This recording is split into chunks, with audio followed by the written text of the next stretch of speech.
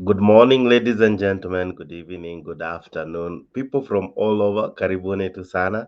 Welcome to this awesome show that you guys always tune in to watch and above all, show mmekuja kupenda tu sana. Karibuni sana. I'm your host, Jex, the moderator.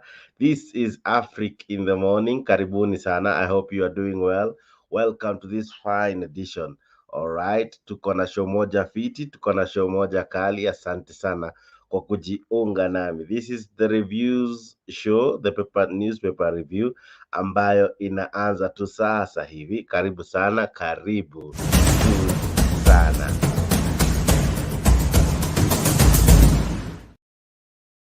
All right. So here in the morning we are looking at the newspapers and news making headlines. Tunayo show moja fiti, show moja kali.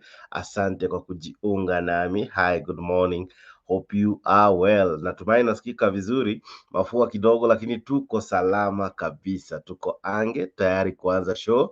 Nijuze unatazama ukiwa wapi, lakini zaidi ya yote karibu kwa hii show. We will look at the newspapers. I know we are slightly an hour or so late, but we are doing so well. Karibuni sana.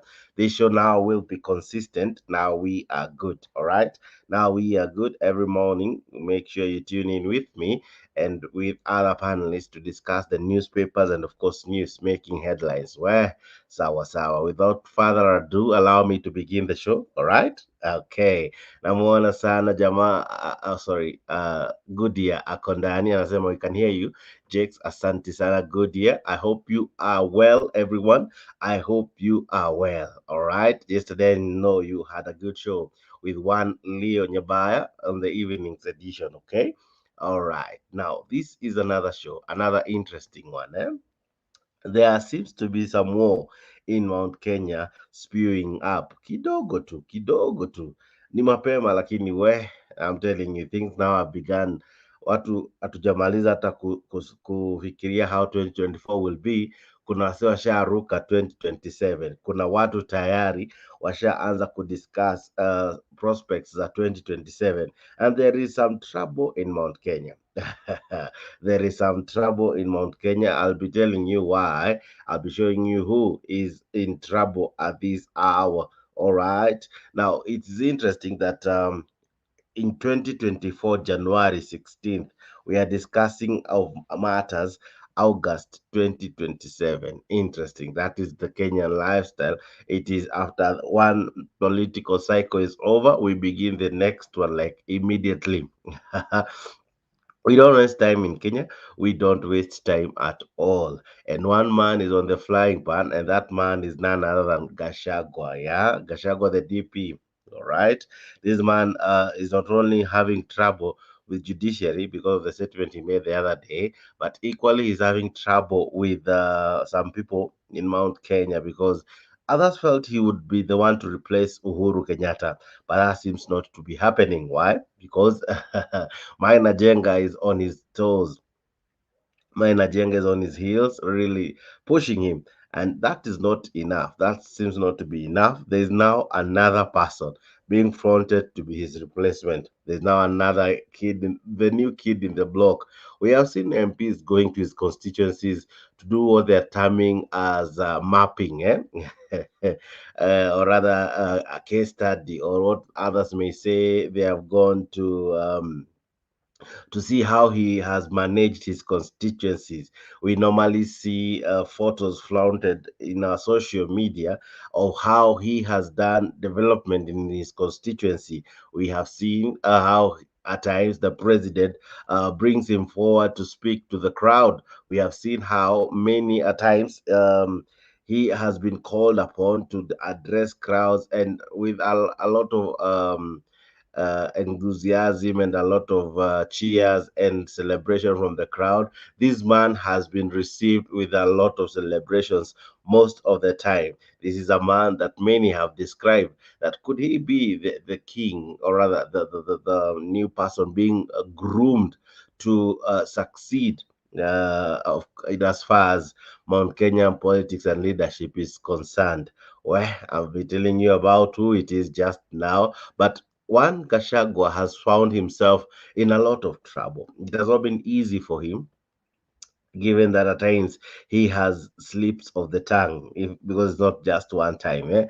He has been having incidences that his tongue kind of ran before he ilikimbia before his thoughts were fully polished, and at times he has found himself in funny troubles. But now, because of that, maybe people took time to understand him. People took time to see, as much as he calls and describes himself as a truthful man, is he the man rightfully ready to replace Uhuru Kenyatta? And after some time, I think a year or so, that disquiet now seems to be settling in, and now the noise has begun. The noise hearing is the replacement, the ban to replace Uhuru Kenyatta. Uhuru Kenyatta has refused to give direction on the same. Of course, I'm not sure if really Mount Kenya has a as a kingpin or a spokesperson or a man who gives direction to the mountain. But one thing it's obvious that the region needs someone to advocate its policy, and there's a man being flouted. I want you to listen to this clip even as I begin the show, but I'll also equally be looking at the newspapers, because this is something that slowly but sure is simmering, and I'm sure in the next couple of days, just as I've always told you some stories that will make headlines. This is one of them. That this in the next couple of days, this is a story that many will be looking at. It's about one Dende Nyoro, the Kiharo MP. This man, hey, this is a space you really don't need to blink, because you might miss something. Something you really need to focus to look into this man's life. This man is making serious news. Listen to this first. County, and I think we have a lot of support from our people on the ground, is that Muranga is the origin of each and every Kikuyu is in every other county, even in the diaspora. We have supported Kiambu County twice. That is the first and second Kenyatta. We have supported Nyeri County 2 times. That is late Mwai Kibaki, and now Rigathi Gachagua. So what we are saying is, it is now the right time.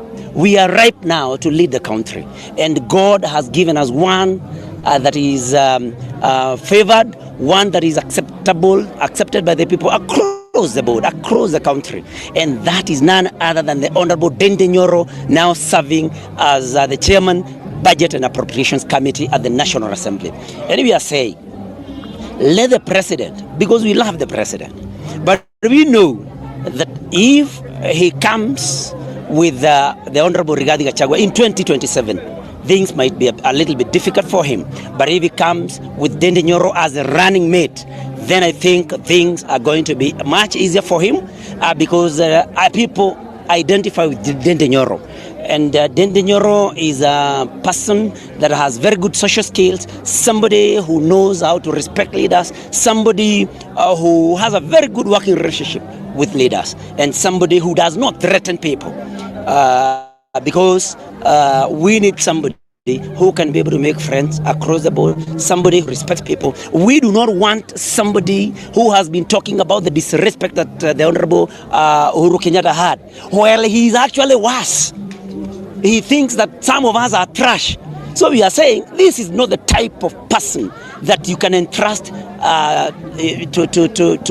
lead the nation. And we are saying Dende Nyoro is a guy that will save the president in 2027 and, of course, take over in 2032. But, of course, we are asking for support from our friends from across the country. And that is the position that we have. All right, I'll be playing you much of that sentiments in a while, but wadao, it's now interesting that we are having people describing Gachagua in a different tone, in a very very different tone than the one we are used to. He has been calling himself the truthful man, the man who speaks and shoot from the hip, but where kuna descriptions ziko hapo. I'll be playing them just now. We see if it's true. But with me is none other than Mr. G. Mr. G, are you able to have your camera on? No, I think at the moment, just in a few minutes, nitafungua. There's something Oh, being worked on sasa.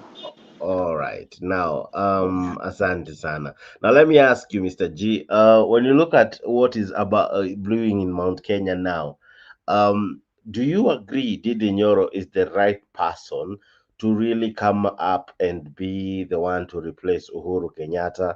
And also, if anything, if anyone was to look for a running mate, because I'll be playing you leaders from another region, not just now Mount Kenya, who have endorsed him to be the running mate for Ruto. There's others who are endorsing him to be another running mate for another very strong candidate. What do you make of Didi Nyoro? Okay, thank you Mr. Jex and our fellow colleagues ambao wanatutazama on the comment section. Okay, before I come to thank you Ms. God is Godia. Greetings to you, sir.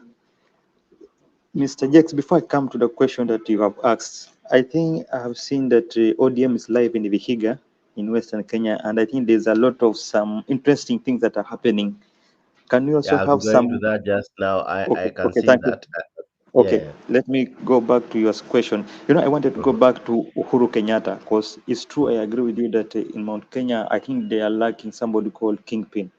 Because yeah, mhm, we were saying that Uhuru was their kingpin, but to me, Uhuru was not the kingpin at the moment. Because even right now, Uhuru is just being vindicated of what he used to say, of what he used to tell these people. So he's just being vindicated. But if he was at all a kingpin, and gather to mobilize, I will consolidate his team to Azimio. But before election, before the 2022 election, Uhuru was not able to consolidate his team to bring them to Azimio, meaning that he was not the kingpin. Even though he's vindicated, he was respected, but at the end, tunapata kuwa Uhuru and Ruto was able to take control of his people more than Uhuru was able. That's why he was not able to consolidate them and bring them to Azimio side. But on the issue of Didi Nyoro have not been in those area, sijai kuwa in central Kenya, but with the rumors and what I have heard from people closer to him, nimesikia he's a guy that amefanya a lot of things with his constituency, more so in mhm, schools. Kuna watoto ambao mhm, he's paying their school fees, alafu he has made the environment conducive for those people to tupeleka watoto kwa shule. Most of them mhm, wanalipa pesa kidogo sana, ingine mhm, inakuwa catered for na yeye. Sasa mhm, amekuwa ni mtu ambaye in his constituency amefanya some mhm. development. And All also right. another thing, look at Mhm, the choosing of deputy president in the last election. Tunapata that mhm, most of people hawakupenda huyu jamaa huyu ambaye anaitwa Gachagua. Most of them mhm, even voting wakitaka choose the deputy president, this guy never received mhm, the votes. The other guy Kindiki alipata votes mingi sana mhm, kupita kushinda huyu. So mhm, Gachagua has never been the kingpin of Central Kenya. He has not mhm. been the kingpin. But at the moment, tukiangalia, he's as if Dini Nyoro is taking that control. I don't know kama atamake kuwa the kingpin, but he's at Mhm, least trying mhm. to perform. Yeah, he's trying and anaonyesha that leadership of taking over.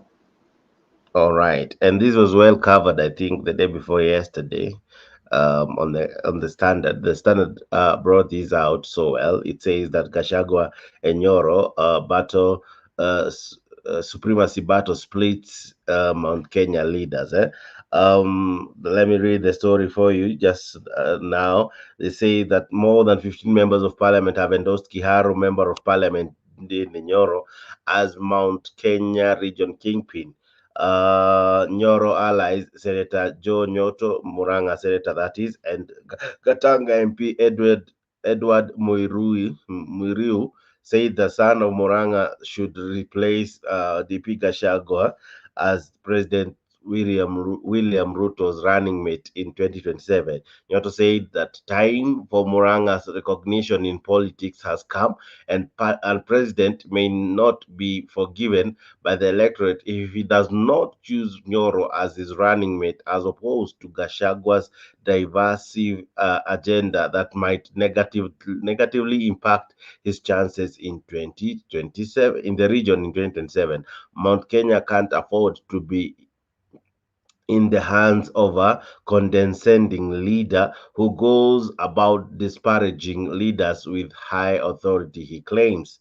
The senator even suggested that the running mate position should be subjected to nomination instead of the current situation where it is the prerogative of the president.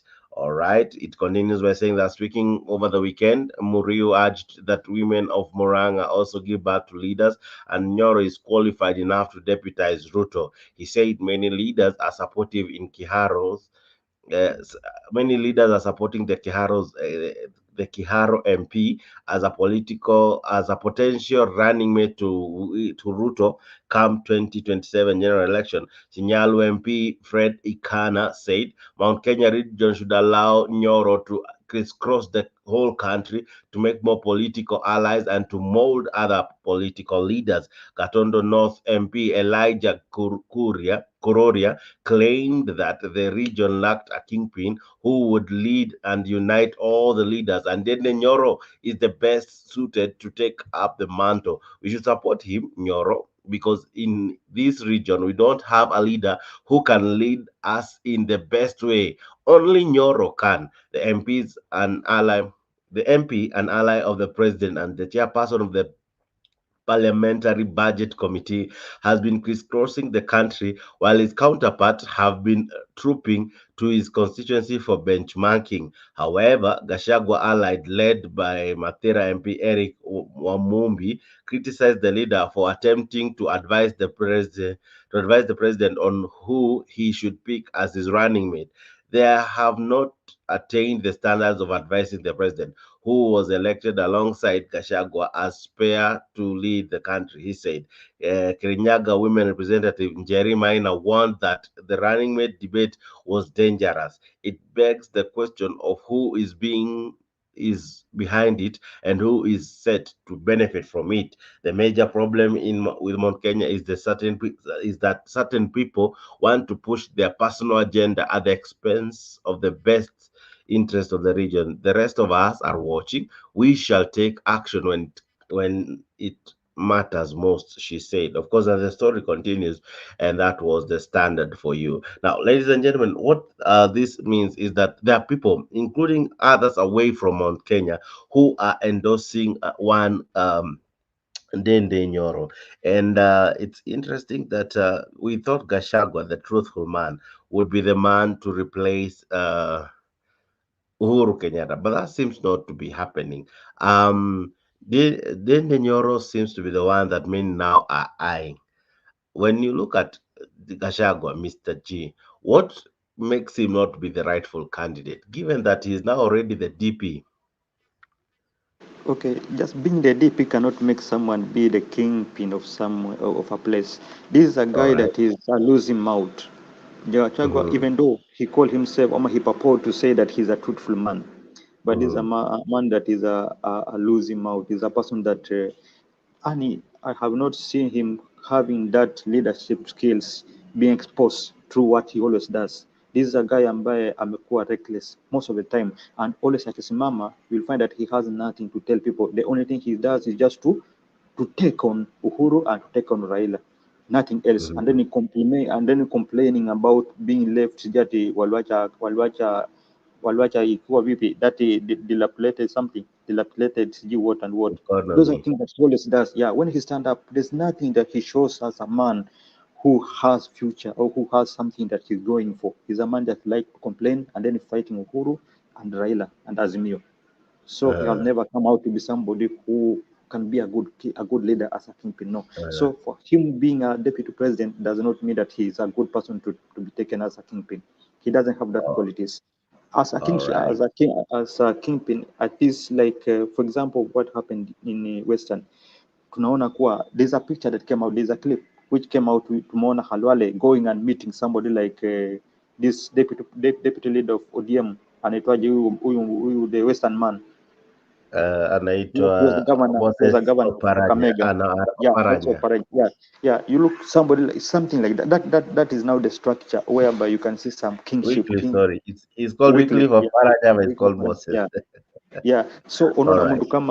unaona mtu kama Halwale, he want to Mhm. stand as a governor in Western, and he's not going to those people ambao hawaeleweki. He's going for somebody who can help him get that seat, Mhm. and that person is Wycliffe Oparanya. So at the moment, it is being proved that Wycliffe Oparanya is becoming now the kingpin of Western Kenya, slowly, pole pole, and he will take it. Mhm. Mhm.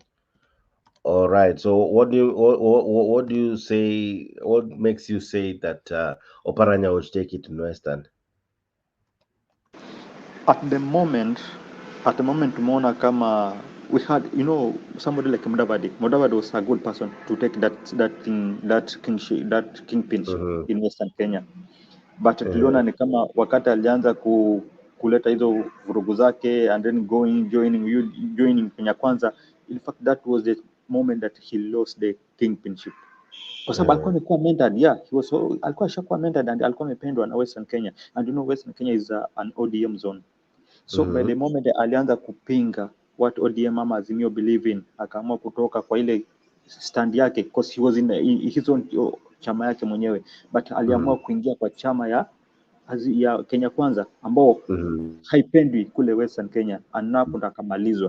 Because of that you see Oparanya amesimama na ODM na amesimama na chama ambao watu anapenda, and that is now when anakuwa welcome as a kingpin, anakuwa builded pole and he's taking over very soon. All right. Now, there are leaders who equally have said that Ndende Nyoro would be the best person, even if Kalonzo was to look for a running mate, that he could be the best person to deputize Kalonzo Musyoka if Azimio or if Wiper was to flag a presidential candidate. The best running mate who would make one Kalonzo secure a win would be Ndende Nyoro. What do you make of that pairing? Okay, to me, Ndindi Nyoro, no. With the Kalonzo, Ndindi Nyoro still bado, because remember Ndindi Nyoro anapendwa on his region peke yake, which is Central Kenya. But now outside Kenya, outside Central Kenya, Ndindi Nyoro hana that punch. Hajavutia a lot of people, so he need to go to people ambao at least wamevutiwa with the other counties. You see, somebody like Oparanya ni mtu ambaye ako Central, ako Western, but ukienda kwa Nyanza anapendwa. You know, ukija Coast at least ana mvuto kidogo. Ukienda Western he's stronger. So he's somebody ambaye at least anaweza make a good presidency. But those are the regions that ODM controls. You see, it's one thing to say Oparanya controls those regions. I don't think he does.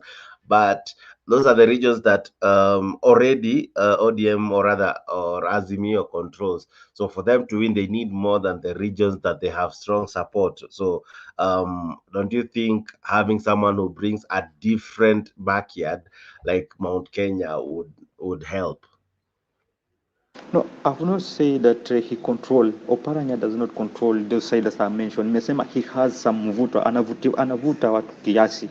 Kuna people that trust in him, kuna watu ambao wanampenda. That's what I'm saying. It's not that he controls the area, no.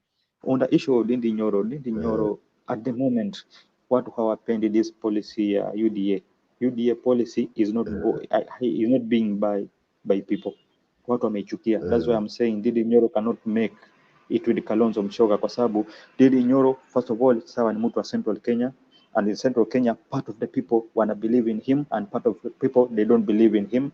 Alafu another thing, this is a man ambao ako kwa chama ambao imeanza kuwa he's not popular that enough that we expected. Ina lose that popularity every now and then. All right, let's listen into this one. MPs from Mount Kenya region have defended the government over accusations of high taxes, saying it is good for economic growth. Well, led by Kiharu Member of Parliament Ndindi Nyoro, the lawmakers were in Olkalau in Nyandarua County, where they also called for a harmonious working relation between the national government, parliament, and the judiciary. They, however, underscored the need for the judiciary to look at the public good before making their rulings. Wale wako katika judiciary na wauliza kwa heshima, nyinyi mnajua kazi yenu kutuliko, lakini tunawaomba kama people's representatives, kama kesi imekuja mbele yenu, sisi hatuwaambii wale wanafanya mabaya msiwafunge. Sisi tunasema tu ile kesi ambayo inahusisha wa Kenya, na wauliza kwa heshima, we look at the public good. The public good iko katika hiyo kesi. Kama kesi imekuja maneno ya health, ipromote healthcare ya wa Kenya, na uliza kwa heshima, tunaiangalia kijumla. Now, when you listen to Ndindi Nyoro speak, he speaks with some degree of respect. I've played that for a reason. When you listen to how Gachagua addressed the question of the judges and the courts. He landed himself in trouble. What makes these two leaders, though different position, one senior, one junior, but the junior seems to be more of the leader than the senior? What makes you see that Nyoro is maybe he has a hint of him being crowned soon as a kingpin and all?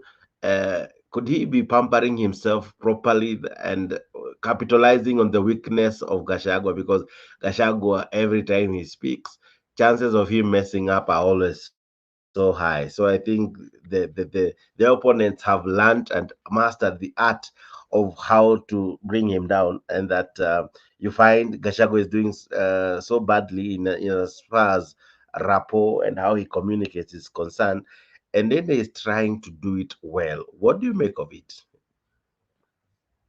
As I just said, comparing to Ndindi Nyoro and Gachagua, Ndindi Nyoro is the best. And on this clip, ambao umecheza, Ndindi Nyoro is somebody that he's preparing himself to take over. Yeah, he's now taking over that charge as a leader. You know, another kuonyesha signs of leader and sign of somebody who is focused for something. I think he knows what he's targeting and he's now working on that thing. That's why you see he's trying to posture as a leader, trying to show signs of somebody who is mature now. Unaona haungivi anakuwa anaongea kitambo, nowadays amekuwa na display kidogo, hiyo matusi mingi ya maji.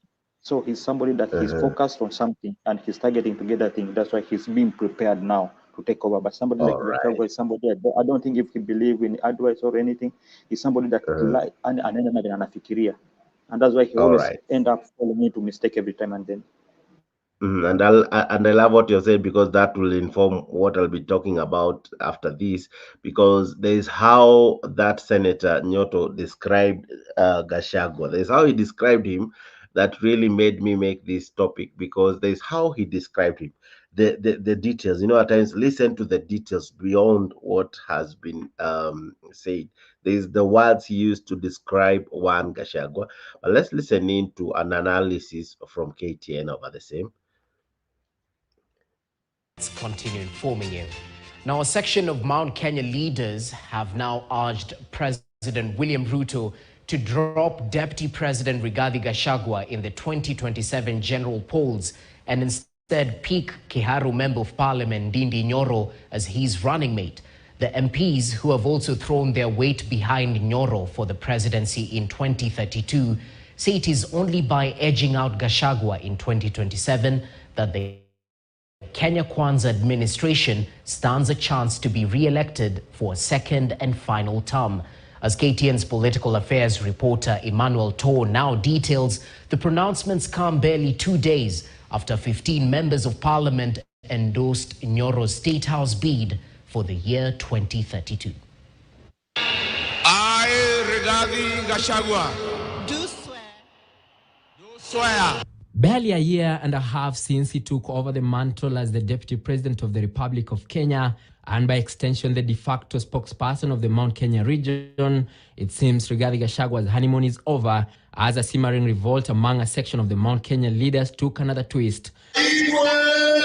A section of MPs, majority drawn from the Murang'a County, now want President William Ruto to drop Gachagua in favor of youthful Nyoro for the number 2 position in the next general polls. Rigathi Gachagua get an opportunity to serve 1 term as the Deputy President. Ndindi Nyoro get an opportunity to serve 1 term from 2027 as the Deputy President. 2032. They will decide what they want to do. We do not want somebody who has been talking about the disrespect that the Honorable Uhuru Kenyatta had. Well, he's actually worse. He thinks that some of us are trash. So we are saying this is not the type of person that you can entrust to lead the nation. The Crusaders, who have gradually gained momentum in Mount Kenya region, say the move is the only safeguard for President William Ruto's second term. If he comes with the Honorable Rigathi Gachagua in 2027, things might be a little bit difficult for him. But if he comes with Ndindi Nyoro as a running mate, then I think things are going to be much easier for him because people identify with Ndindi Nyoro. And their push is not only for 2027, as another team of at least 15 MPs drawn from other parts of the country endorsed Nyoro for the country's top job in 2032. Kwa sababu hapa Mount Kenya region hatuna kiongozi ambaye anaweza tuongoza vizuri.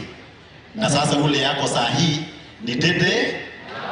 Will as many as of the similar opinion say aye?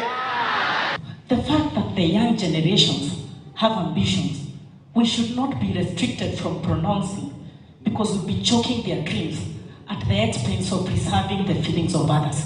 The situation has now widened the fissures in the Mount Kenya region as some MPs came out to defend Gachagua.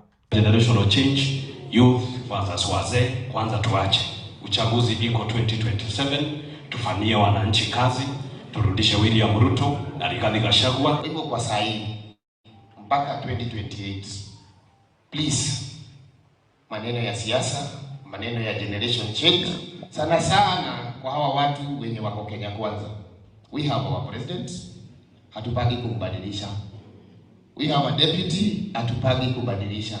Gachagua had warned unnamed individuals in the region against engaging in early campaigns and splitting the region. We don't want to go to any other election divided the way we were in 2022. Na wameniambia nitafute 13% ambayo ilikuwa imeenda pale nilete yote to 100%. Gachagua time that Deputy President Rigathi Gachagua retreats and reflects on the undoing of the support he enjoyed in his Mount Kenya region backyard as more dissenting voices rise and even propose his replacement come 2027. While some political leaders from the region think so, in light of statements by leaders from Murang'a County who are fronting Kiharu MP Ndindi Nyoro to succeed the DP in 2027. Gachagua has, however, dismissed his critics, even as speculation is rife on disquiet within the UDA party. Our senior political reporter Melita Oletenges has more.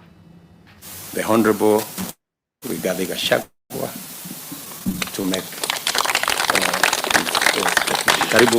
the announcement that revealed the outcome of the deal, silencing questions and speculations. Deputy President Rigathi Gachagua had a large part of the Mount Kenya region welcoming his appointment. And the choice that we have before us today is not purely the choice of His Excellency the Deputy President.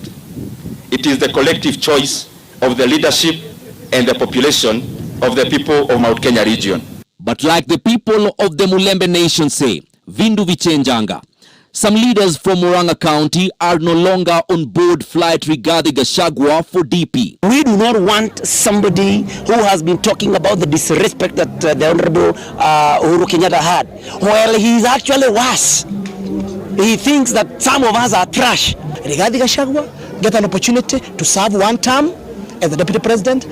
Dede Nyoro get an opportunity to serve one term from 2027 as the deputy president. 2032, they will decide what they want to do. These sentiments have caused a storm in the mountain, with questions arising as to the reason behind the change of heart and the genesis of the idea to front Kiharu MP Ndindi Nyoro as the man to deputize William Ruto in the 2027 election. I would want to point from the onset that this country is not made of 2 or 3 counties. It's not made of Kiambu, Nyeri and Murang'a. It has 47 counties, and each and every county has the right democratically to take any position of leadership when popularly elected into this country. The interest is not who will be the leader 2027. Because again, I always say times and seasons are given by God. Who knows who will be there in 2027? It's good to say Mapoma ndio best, but we never know. It is the prerogative of any particular leader to aspire for any position.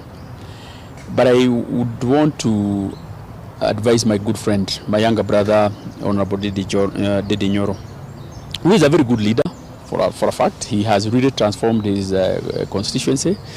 However, I believe there are some people who really want to mislead him or use him to bring division in the mountain. With the deputy president coming under fire for allegedly mistreating some leaders in the mountain, he has stated that he shall not pay attention to naysayers.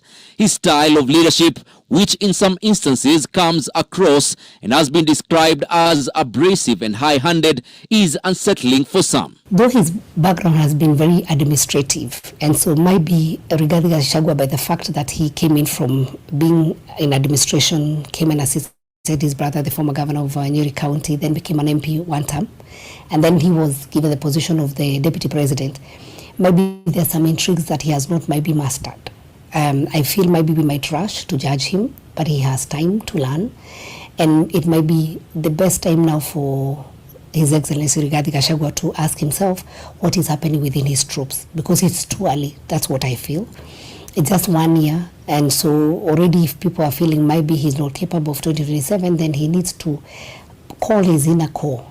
At the moment, they should be looking for ways and means of easing the burden on Kenyans and making sure where we are getting, the extra money that we need to fix the fiscal deficit. So, to me, and I think majority of Kenyans, that's not a debate that should be in the offing at the moment. The disquiet in the deputy president's backyard now threatens to create a rift between two of the region's political heavyweights. And what does that mean? We are like sheep without a shepherd. That's what it means. And should we have those tussles? Yeah, this is politics, this is normal. But why is it abnormal? It is abnormal because we are going for each other's neck. Some pundits argue that the deputy president has failed to till the political soil of his backyard, and cracks are emerging in the UDA party, with undertones of realignments that may inform new political formations before 2027. Melita. All right, I've tried to go into the heart of the issue because this equally is another story that this one won't go away. This one, the war with the judges will go away, but this one I can guarantee it won't just go away without a very serious solution to it. But when you look at the matter, Mr. G, is it too early to front the name of Deni Nyoro? Okay, it's not too early, Mr. Jakes. I think the problem here even is not about Deni Nyoro. The problem here is the guilty that are set in, the guilty. You know, these guys, they disrespected Uhuru so much, Kitambo. And they did not give him time to express what he thought and what he believed in. So they disrespected him so much. Alafu kwa sababu ya hiyo, when this Gachagua and Ruto came in, at the moment, Uhuru is being vindicated. And now because of Uhuru is being vindicated, we have seen that Gachagua ameendelea to attack and castigate what Uhuru was. You see, and these people, they are seeing that Uhuru is really vindicated. So they expected Gachagua and Ruto to correct the mess. But these guys are not correcting the mess. In fact, wamechangia the cost of living. So the cost of living imekuwa high. These people from Central Kenya, there are people who are doing business and the business are shutting up. So that guilty dinawasumbua mostly at the moment on what I'm seeing. The guiltness may set in, and Gachagua is not addressing the issue. He's just continuing attacking Uhuru, attacking Raila. They're not working on correcting this mess. They're just attacking and lamenting. So this lamentation and everything has set in that thing called guilty. Now that's why you see wanaona ni kama Gachagua hata wasaidia. They are now going for nini?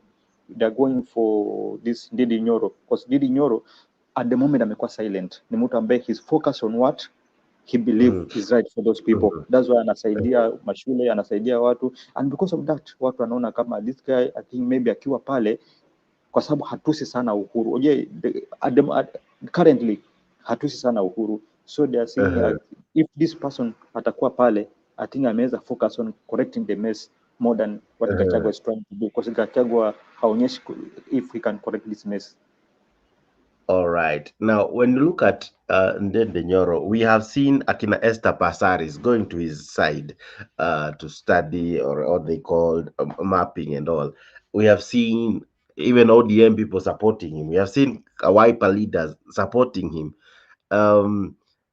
What do you make of such endorsements, such people now wanting to associate with him? You know, these guys outside central Kenya associating with this guy with the Deni Nyoro, I think is because of that masses that are behind the Deni Nyoro. You know, in Kenya politics nowadays, many people believe that watu wengi wako Central Kenya. Central Kenya ikiwa imeshikana na wewe, obvious utapita kura.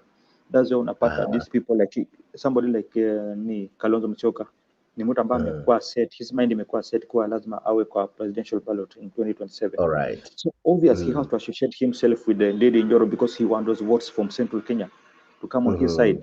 Yeah, so they have seen that at least they need somebody who can support them in that area. All right. And when you look at the whole issue of Ndindi Nyoro coming on board, and if you remember during the campaigns, the president would always give him a spot to speak. And I think he's one of the MPs who went all over to support, or rather to campaign for the president. So equally, did William Ruto as well prepare him that to be in the public, after all the principal would speak, or even before, Dine Nyoro always had a spot, and people would receive him with much jubilation. Do you see Ruto's hand as well in it, in also preparing him? Okay, not that much because Ndindi Nyoro amekuwa vocal even just before joining with the Ruto. He's a guy ambaye alikuwa vocal kuanzia kitambo.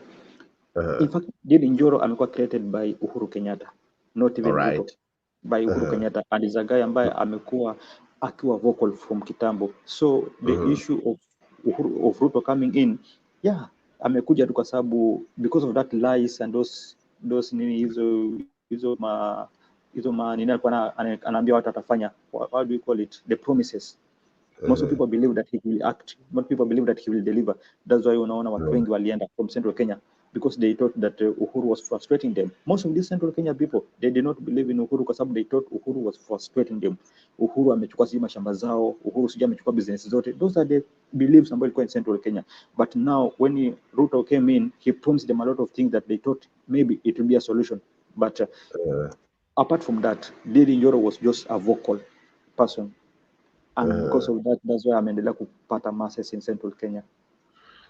All right. Now, he's a man who, even in the elections, he really thrashed the one who came second. He had over 68,000 thereabout, and the one who came close didn't even manage to get 10,000. He is a man who many have described that he has transformed education in Keharo. He's a man who has come out with very interesting policies that I think will help the great people of Keharo. What makes him stand out as an MP, given that all MPs are given same amount of money, but him, the development level is at another level? No, like Jex, we are always different because with our policies and what we believe in, most of the people they are given the same privileges, but we have people who know how to use the privileges well, and we have others that they don't know how to use it. So comparing Ndindi Nyoro with other MPs, Ndindi Nyoro is a guy ambaye most of the time amekuwa selfless, hajajitakia sana, ametakia watu wake wa karibu. That's why I'm saying amekuwa selfish, amekuwa selfless on that side. Amesaidia sana watu wake more than these other MPs ambao when they get money wanajitukulia hao, wana grab na corruption zinaendelea, wanajiangalia hao wenyewe kwa wenyewe. Ndindi Nyoro ni mtu ambaye amebelieve in his people na ameamua kutengeneza mashule na other development in his area. So always we are always different. Yeah, we always, hata tukienda kwa shule moja, always that skills, education and everything tutaipata tofauti. All right. Now, can we look at some of the newspapers? Because now these are different stories. Now, let's begin with Taifa Leo. Tumeongea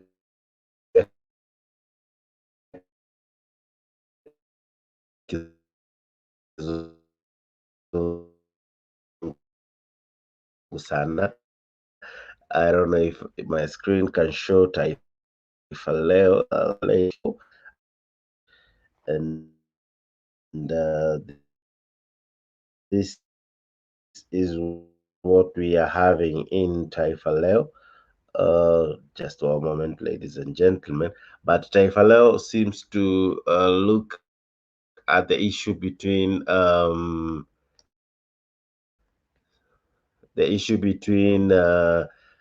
Martha Koome and the president, and they are saying that the president is now that phase where they say mpende msipende, by what Christian by force.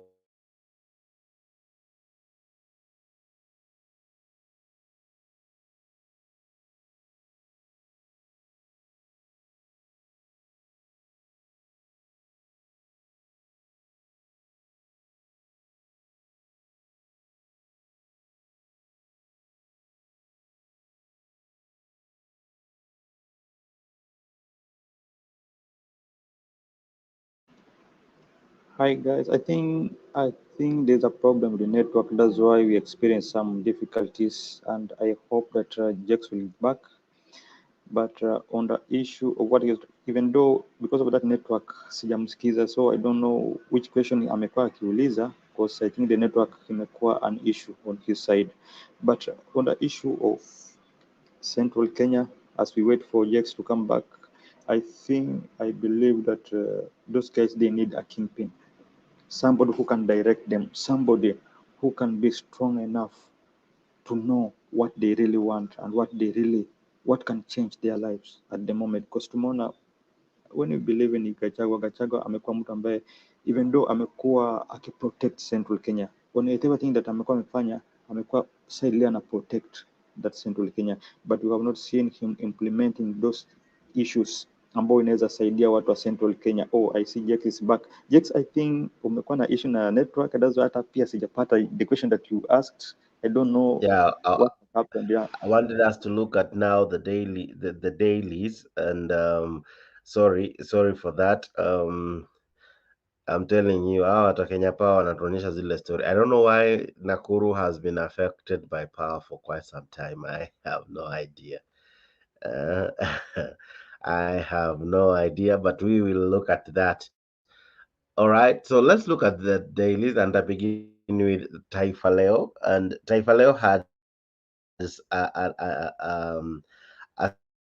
story that was making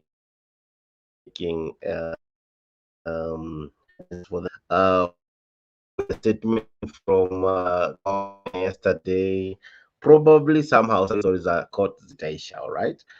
Kwa Taifa Leo, this is what they had. They are saying that tuko kwa ile era ya watu kuambiwa, I don't know if you're able to see my screen, Mr. G. yeah, but it's just blank. It is white. Okay, now I can see it. I can see it now. Mr. G, are you able to see my screen? Yeah, I'm able to see it now. It is okay. You can't see the oh, I can sorry. see it. I can see it. It's sahi iko sawa. You can see it now? Yeah, I can see it now. All right. Sorry. It's because all right.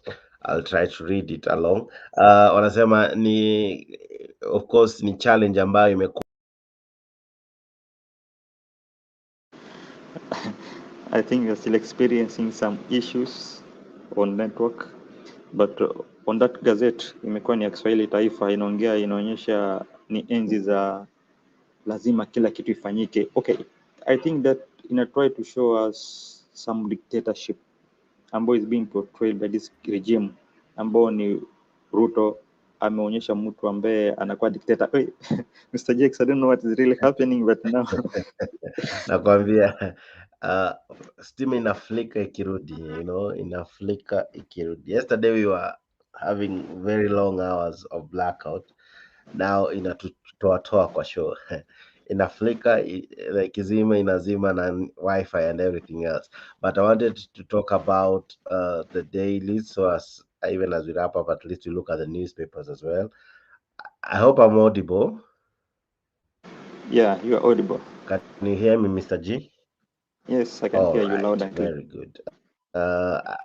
Sorry, I see akina Goody wanasema I'm breaking. Sorry, it is not my doing. It's horses beyond me.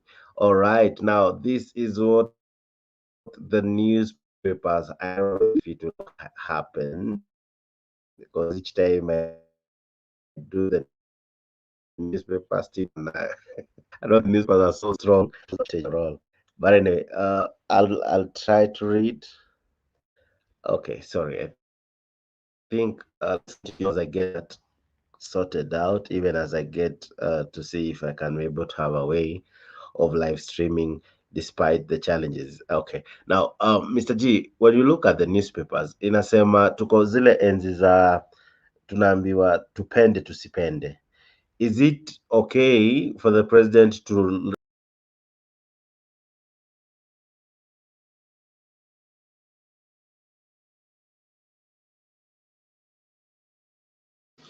Sorry, guys, we are still experiencing some issues, and we are really we are really sorting it out. And a few minutes, hoping that internet itarudi poa ili tuweze kuendelea na our discussion.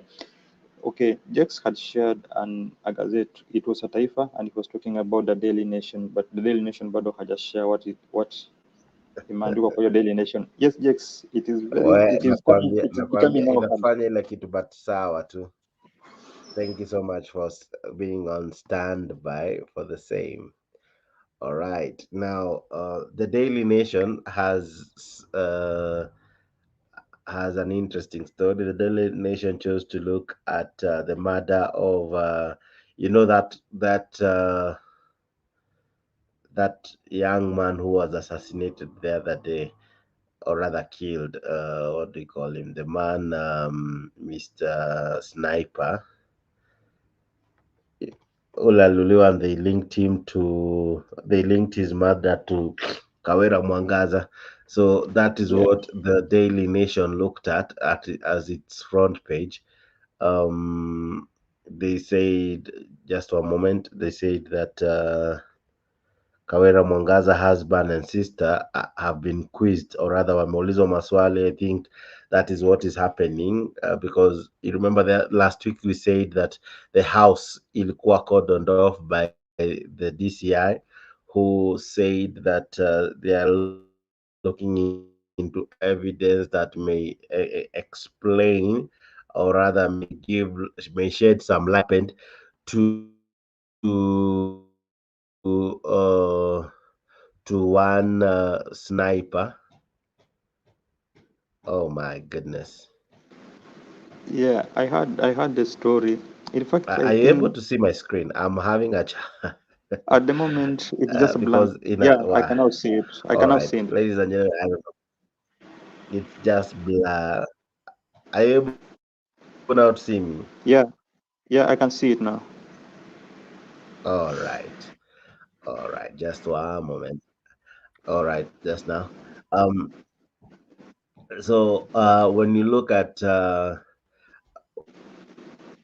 the intrigues happening with that murder, they're saying that the husband and the sister have been linked to the murders of or to the murder of one sniper. So it is interesting that this now is what is making news headlines this morning. So, ladies and Now gentlemen, now going I through have to this. join through this.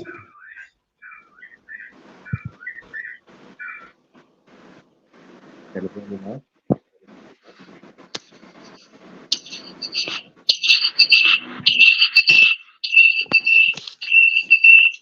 There's a lot of echo. Yeah, because now I've tried using a different source. I'm now using my iPhone. Can you see me? Yeah, I can see you. Now I'll read the newspapers, but I'll now be live from the phone.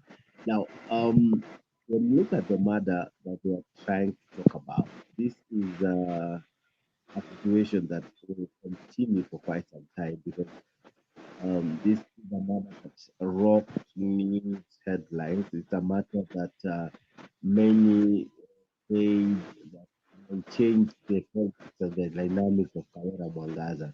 Now, this is what the day have for you. They're saying that governor's brother is also being held by detectives along with other suspects.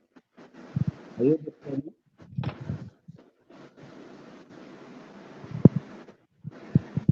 Can you can you hear me? Yeah, I can hear you. No echo, right?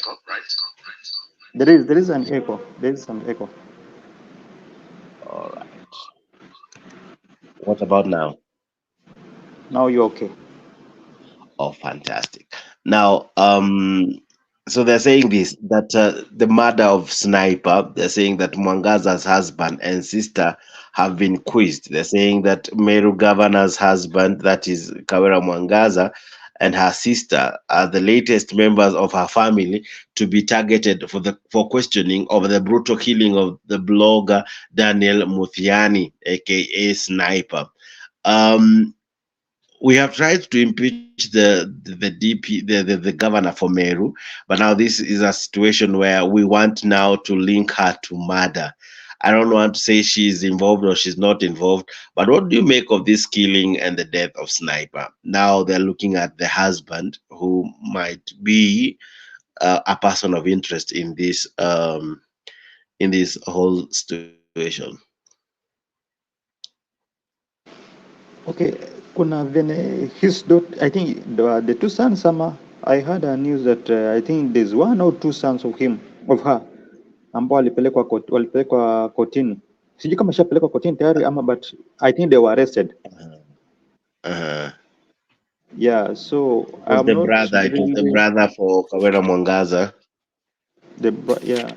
So I'm not sure really what is really happening in those areas, because sijui how the twist is coming out, because unapata mara it is in fact they are involving this issue na Mwangaza because his brother amekuwa involved in this case, but even though wamemuinvolve in the outcome of that case bado hatujajua, so we don't know what is the results ya hiyo nini, maybe hiyo arrest ambayo alikuwa arrested, tujaambiwa amesema nini, hatujui the outcome, so hatuwezi sema kuwa maybe alikuwa involved in, maybe inaweza kuwa ni hiyo propaganda ambayo inaendelea kwa hiyo area, hatujui bado. All right. Because this is what the newspaper continues by saying that political activist, that is Sniper, went missing on the 2nd of December before his body was found at Tharakanithi on December the 16th. Mwangaza's husband and sister quizzed over the blogger's murder. 3 members of Meru governor have now recorded a statement, even as she cited political interference. Meru governor Kawera Mwangaza's spouse Murega Baichu and her sister Miriam Guantai have recorded police statements in connection with the murder of blogger and political activist Daniel Muthiani, also known as Sniper. The two were summoned by detective to the Director of Criminal Investigation, that's the DCI headquarters in Meru, and spent an entire afternoon recording statements about what they knew about the murder. Eastern Region DCI Coordinator Mr. Lenny Kasika confirmed the summons. They recorded statements and are going on with the investigations. Sorry, this is what they said. They recorded statements and we are going on with investigations. We will confirm to the public as we progress. We will inform the public as we progress, he told the Nation in a phone interview. Sources indicated that Miss Mwangaza accompanied her family members to the DCI county headquarters at around 2 p.m. in the afternoon. She presided over a Sunday service at her Baite family fellowship church. They spent the better part of the Sunday afternoon being interrogated by homicide sleuth led by the director, Mr. Martin Nyabuto, and left the office at around past 7 p.m. According to sources, the two other persons who were not immediately identified recorded statements. With Mr. Baichu and Mrs. Guantai summoned, this means three close family members of the Meru governor have been sucked into the investigation to unravel the mystery of the murder. Among the suspects being questioned by police is Miss Mwangaza's brother, Murageri Kenneth Guantai, who detectives have appealed at Kiambu locals to continue holding for 21 days alongside five other suspects. They include Kenneth Mutari, Frederick Muiriuki Kiungu, Franklin Kimathi, Timothy Kinoti, and of course Vincent Kinoti. The ruling will be made on January the 17th. Of course, the story you find it at the Nation newspaper, page 7 of the same. It is an interesting turn of events that now the husband is being grilled, the sister is being grilled, and these are the names that were being mentioned. You remember during the impeachment, this family was the issue that brought her impeachment. You know, they were talking of nepotism. They were talking of her employing her siblings, her naming her husband after a road and all. Is this politics again being played? Because how many people did it take to kill this person? I'm not saying that I know, not that I was equally there when he was being killed, but when you are in this political trouble, would you kill someone who would equally add to fire what you're going through? No, you don't have to kill somebody, Mr. Jakes. I don't know why they have to kill somebody, because this is just politics. But now when it comes to a point whereby you have to kill somebody ndio sababu ndio uweze kufaulu, then I don't think that is the right way. And these things that have been happening for a very long time, not only in Meru, even those other regions, people tend to kill others kwa sababu ya politics, and yet it should not be that way. Yeah. You don't have to kill somebody. All right, so that was Mwangaza's story. We'll be looking into that even as the story unfolds. Now, the Taifa Leo had this story. I don't know if you can see Taifa Leo now with me. Are you able to see? I can see it. I can see it. Fantastic. Now inasema hivi, katika mbiu hii ya uongozi, anachosema rais huwa kama sheria na mpinzani na pingamizi zozote hazizui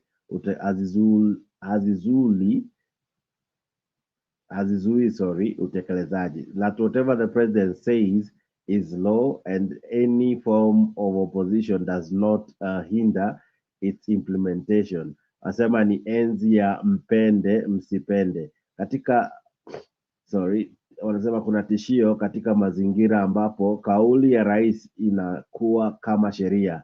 Maamuzi ya mahakama yanakosoa miradi ya serikali yanapuuzwa, na yeyote mwenye kuwasilisha kesi dhidi ya serikali kotini kushtakiwa.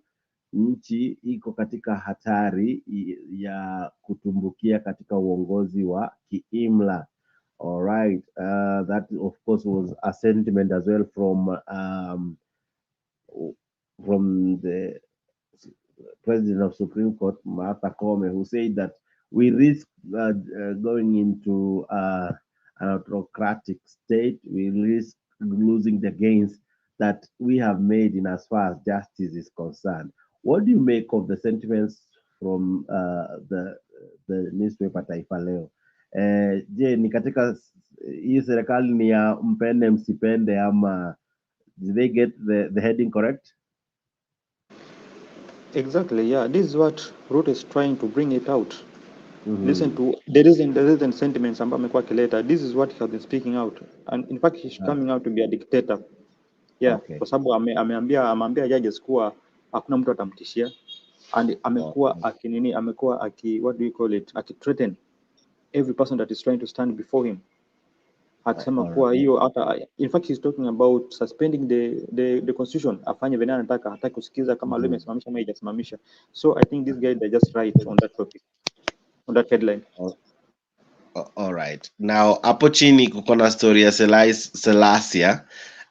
This man is an interesting man. Huyu jamaa alizaba mwingine kofi and after kumzaba kofi anasema ya kwamba anamlaumu shetani kwa sababu anasema shetani ndio alimfanya akawa na hasira ambazo zilimfanya akamgubuka mwenzake kofi. You remember alisema huyo MCA ndio alienda mahali mkono wake ilikuwa ina move, uso yake kakaribia mkono. What do you make of Selassie? Because he equally made the newspaper today. Yeah, he was a young guy with some how do you call it? He had potential, you see, but I think imefika mahali amepata pesa, so he's just a confused man. Sahi amekuwa those guys who are drunk with power. That's why unapata hata kwa barabarani akitembea anataka kufinya kila mtu. I don't know if you saw the clip ambayo alikuwa anakimbia akisema atafinya kuna another driver, sijui what had happened. Anasema nitakufinya. So he's a guy ambaye amekuwa drunk with power and also money pia imembadilisha akili. So he's not that darling of people the way he used to be. Amekuja sasa amekuwa mtu mwingine ambaye ni kisirani tu. Kama that guy slapping the other guy alisema kuwa the guy came closer to him. Ati uso yake ndio ilikaribia mkono. Yeah. And yet I listened to that guy. Sijui kama I don't know if you have the clip of that guy when alikuwa anaongea. Do you have the clip of that guy alikuwa anaongea before because he's the guy who introduced him. Yeah, I think I can get it, but go ahead as I try to get it. Before introducing this guy Selassie, the guy told Selassie that umekuwa ukitusi the governor so much. So today usitusi the governor because we are his sons. Ukitusi the governor utakuwa unatusi sisi.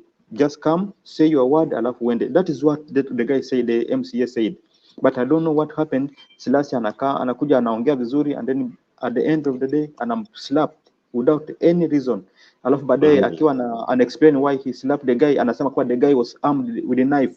Hakuna mtu aliona kisu pale, but that is what Selassie said, that the guy was armed and was ready to beat him.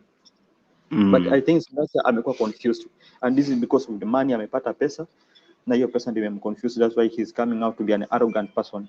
In fact, hata sahi he's not darling of the people the way people were, because watu walimpigia kura sana na watu wakampenda, and he came out to be a standing man ambaye alikuwa na vision ya kusaidia watu wake, but at the moment he's coming out to be an idiot. But this is the man who replaced Washiali. You remember Benjamin Washiali? I remember the guy. Yeah, Benjamin Washiali was replaced by Selassie. So what Mumias East, this is the guy they chose. This is what happened. Pole sana. Lakini rafiki yangu sana. Na mimi nimekuwa hapa, nakumbuka mama alikuwa wakati nilikuwa pale, mama alikuwa wa heshima sana. Na alinikaribisha hapa nyumbani na nilikuwa na furaha sana. Na kwa sababu ya hiyo mimi nimesema, kwa sababu nimekuwa leo na kazi nyingi, nikasema mpaka leo nifike hapa ili ya kwamba tusimame na mama mwenyewe. So mimi nataka niombee Mungu aweze kuweka roho yake mahali pema. Sawa sawa. Asanteni sana. Na leo wakati kana siku gani? Enda kachini sasa. Enda kachini please. Please time. Enda kachini. Enda kachini. And this equally happened just before he was Peter arrested. Selassie was last evening arrested over allegations of assaulting and causing bodily harm to a member of the county assembly in Kakamega County. Selassie was arrested for attacking MCA Peter Walunya in Dimuli at a burial in Mumias. Selassie was released on a 50,000 shilling cash bail pending his arraignment next week.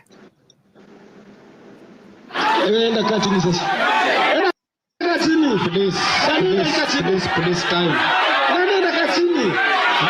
Enda kachini.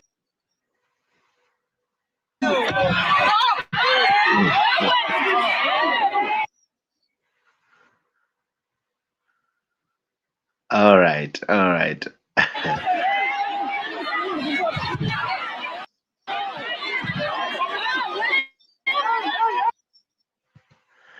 All right, I'll be playing that later on.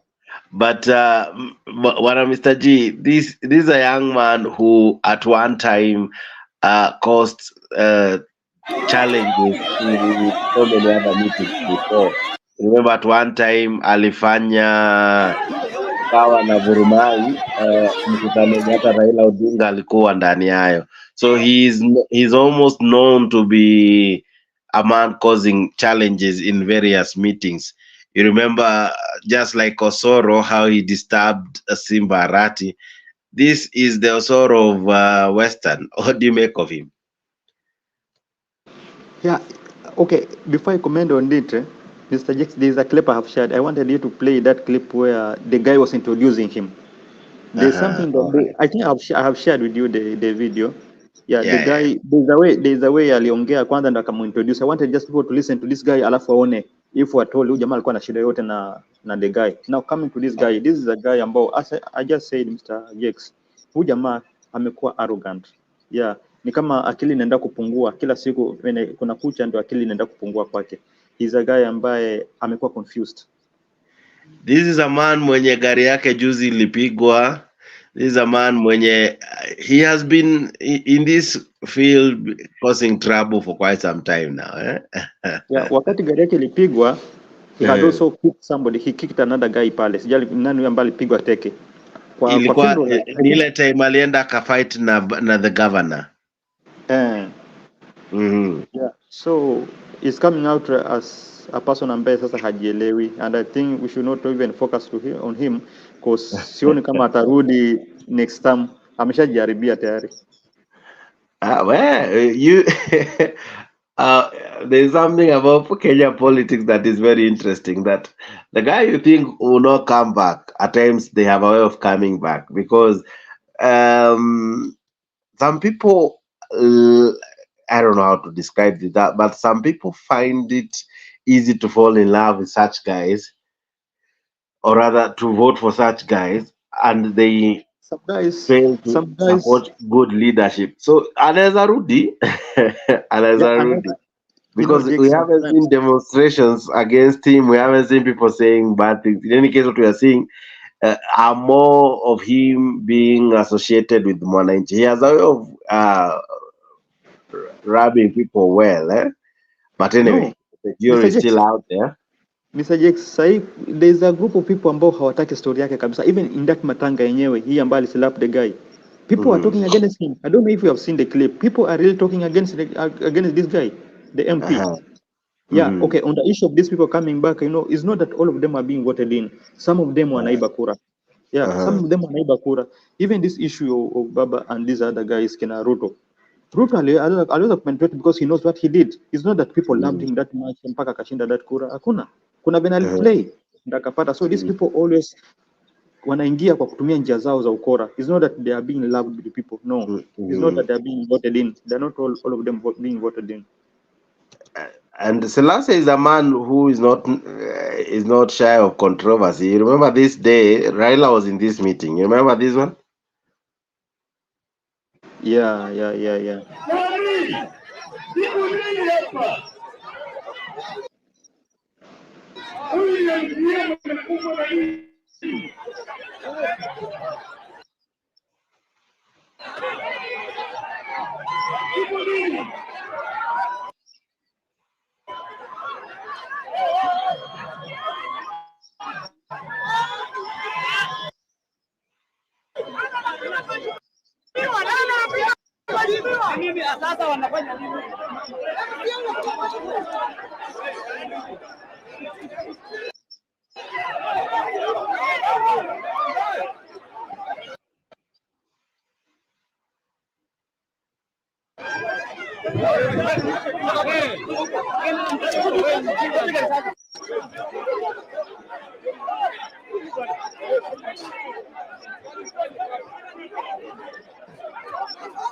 So this is a young man who has been causing trouble.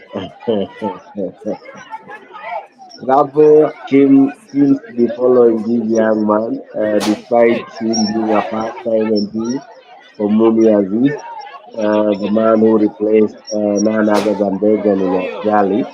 This is a man who akona so many challenges zinamfuata. Ni visanga hapa kule kila wakati. And this is the clip that Mr. G requested me to play. I'm about to play it. But in this meeting, Raila Odinga was present. In this meeting, Washiali stormed in with goons and they disturbed and interrupted a meeting that was previously right.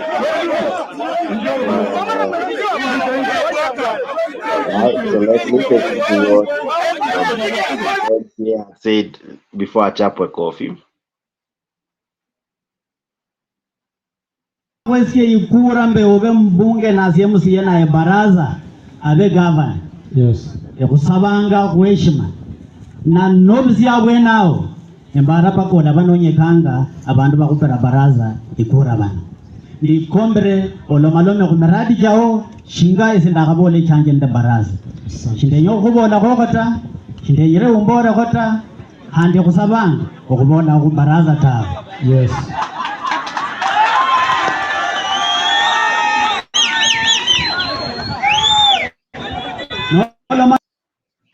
Malo makubaraza nye papa umbezi nje meradi no kupanga umwana no mwana wanya na kutimbo lobesa. Asante. Please karibu mbunge walo malome kwenye kuweza heshima eneo. Asante. Karibu sana. Asante.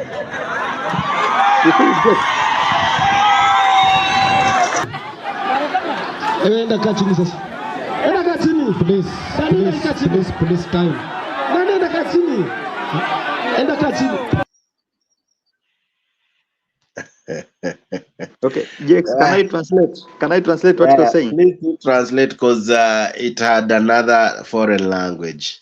Yeah, that is Kibaluya, and he was saying that, and he was welcoming Silasia. Now he told him that ukija kuongea, just talk on your development. Don't talk about alikuwa anasema asimuongelee. Don't talk about anything concerning governor or anything. Just talk about your development and what you're going to do and everything that concerns that battle. But in case he talks about the governor, atakuwa anaguza watoto wa governor, kwa sababu this governor is the one ambaye amekuwa anapatia jamaa those jobs ambao anafanya, the development and the tenders ambao anafanya ni governor anawapatia. So in case aongee vibaya kwa governor, atakuwa anaongea vibaya kwa watoto wake. Now akiongea vibaya kwa watoto wake watadili na yeye. That is what he was saying. So he just told Silasia to come, talk about his development and talk about issue ambayo imemleta pale only. The other issue achane nayo. Now when this man at times he speaks, many term him, kuna siku alikuwa kwa JKL, many termed him as someone who is not serious, a joker, you know, and the best he does is create fights and strives. So when you look at him, he is here. This one meeting, for example, that we saw him fight with here, Raila Odinga was there. There is the governor, Washiali was there. Sorry, Waluke was there, and kidogo fracas zikatokea, and where I think at a meeting hakumalizia, if you remember this one. So is he a man who fights easily? Is this his style of politics? Is that how him and Osoro feel that's the best way to offer leadership? No, this is just an issue of who are drunk with power. When you hauna mali and you are maskini and then you get money, this is always what happens. Kwa sababu unajisahau, unajiona kama you are the king of everyone. So you can do anything. That's why you saw people like those guys. Kuna mtu hapo Western ambaye alipiga mtu risasi na mpaka leo hajaishikwa. Yeah, Barasa is somebody that shot somebody na hajafanywa kitu yote. We saw it on Osoro also. So these are guys ambao wamekuwa drunk with the power. Although on this platform, I don't know if Raila was on this platform. I'm not sure, but I'm happy to see Leo Nabaya. Yeah, this is also another incident. This is not the first time There is also one that Raila was in. It was a burial that he came with goons and he was chased. So it is a man who has had so many instances of controversy. All right. Before I bring in Leo, I see many still joining us. Namona Ruth Apondi asema good morning. Good morning to you. Good year you're still in and many still watching. Asante sana. Bwana Leo, good morning. How are you? Good morning, Jakes. I'm fine, thank you. Can you hear me? We can hear you quite fine, sir. Oh, that's good. It's a wonderful morning. Happy to see you there. Good year, Mr. G. What is new?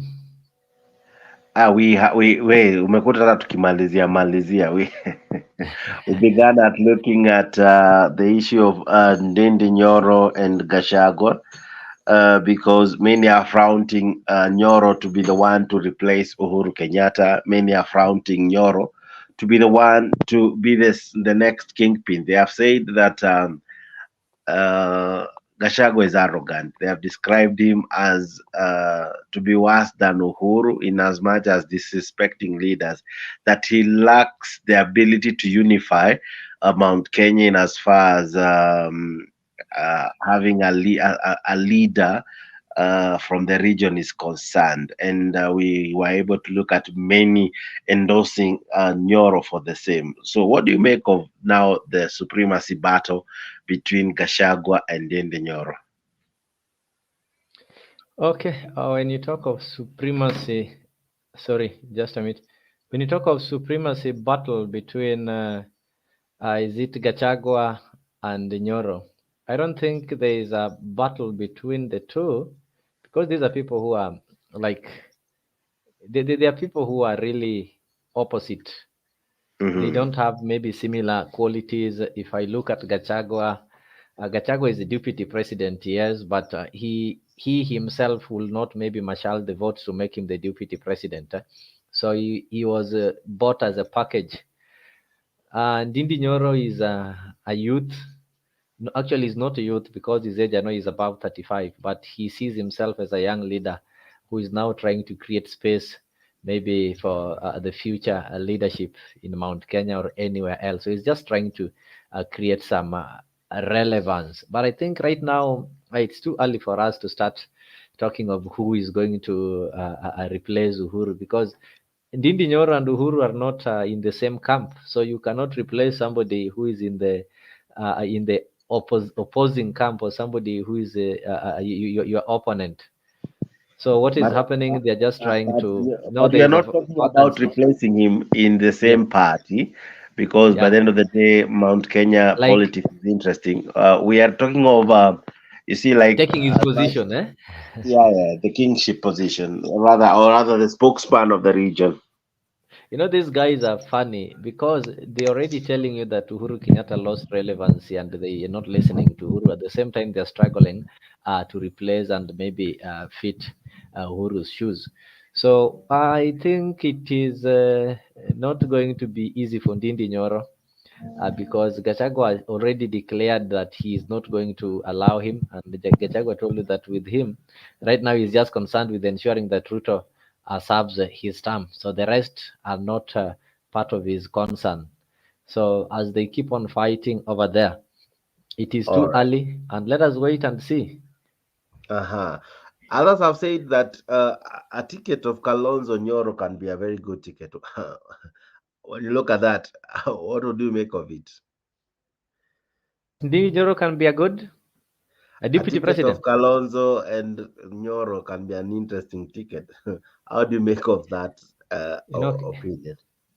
Kenya, Kenya will always surprise you. But if you talk of the ticket of Ndindi Nyoro and Kalonzo, I don't think that can be an interesting ticket, because number one, yeah, Kalonzo is coming with votes. Actually, Kalonzo is having a voting bloc that is behind him. Even in 2027, if Kalonzo decides to say that Jack Stosha, his Kamba vote will still have to follow him.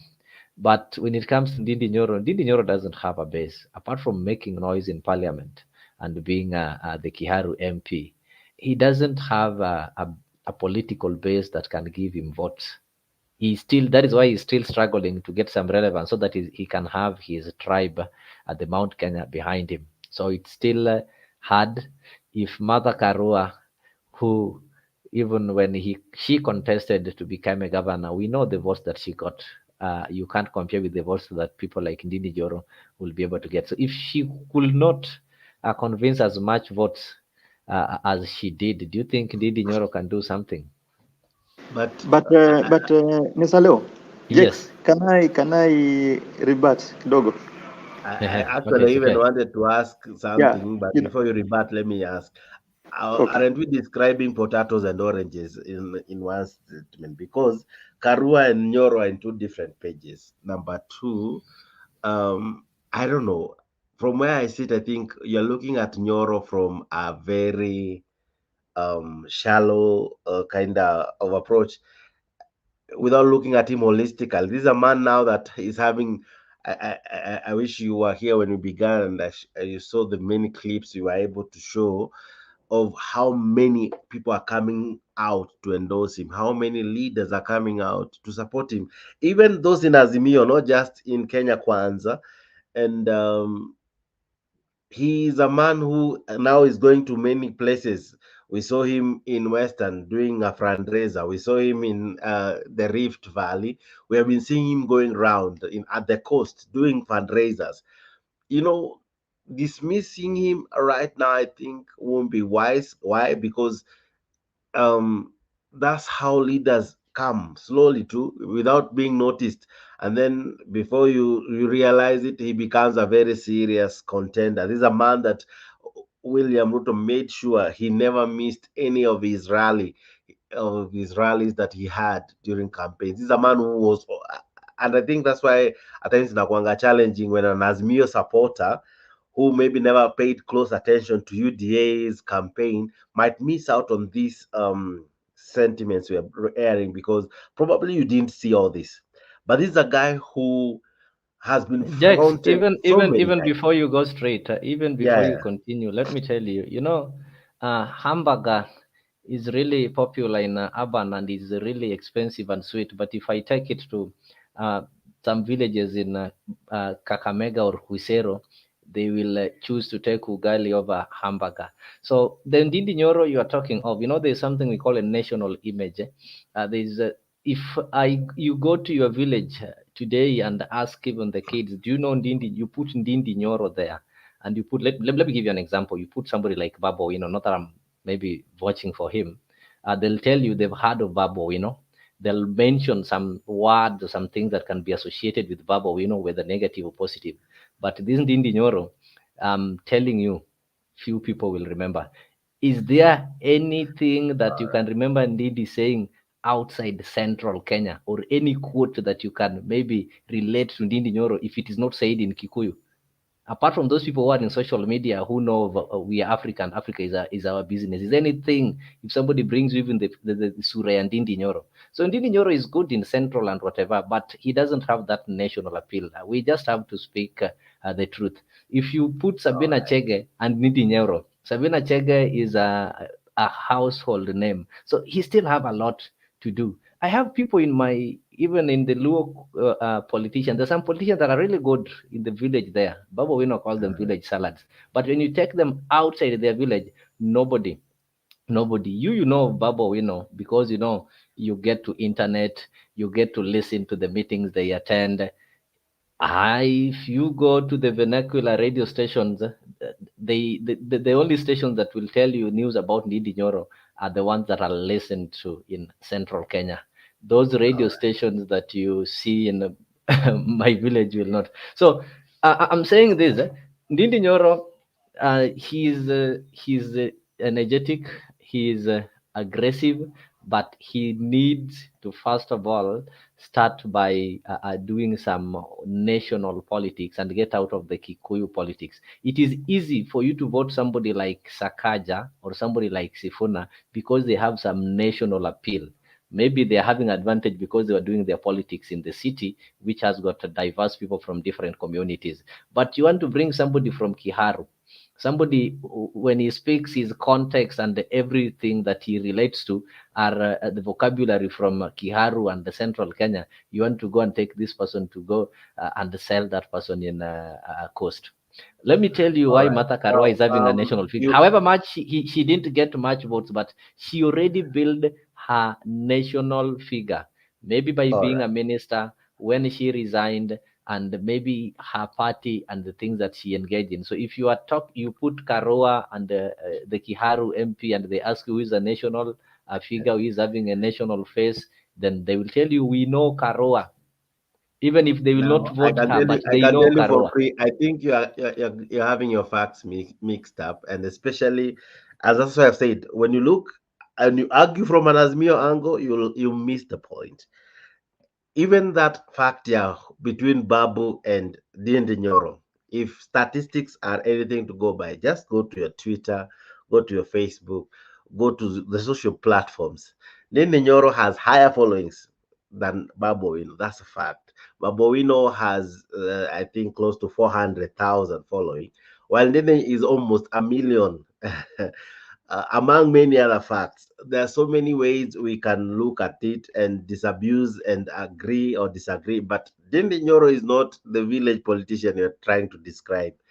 This is a man who heads a very serious senior docket in parliament. This is a man who many describe to be Wale Wandani or William Ruto. In any case, if you have been following politics without that Azimio angle, Kenya Kwanza angle, you'll see that at times, if it's not Musalia Mudavadi who represents the president in some major functions, it is Ndende Nyoro. Go to the social media, go to every platform No, that I'm William not Ruto. denying that. I'm telling you, I'm not Just a denying moment, that. just But a I'm moment, saying Leo. he Just a localized moment. his politics. His politics is He's local. not local. Sud is He's not powerful. local. We're having people You like see, Farouk Kibet, they're powerful, but they're people who are known locally. The people who localize their politics. When I look at Ndindi Nyoro or anybody else, I look at a Kikuyu MP.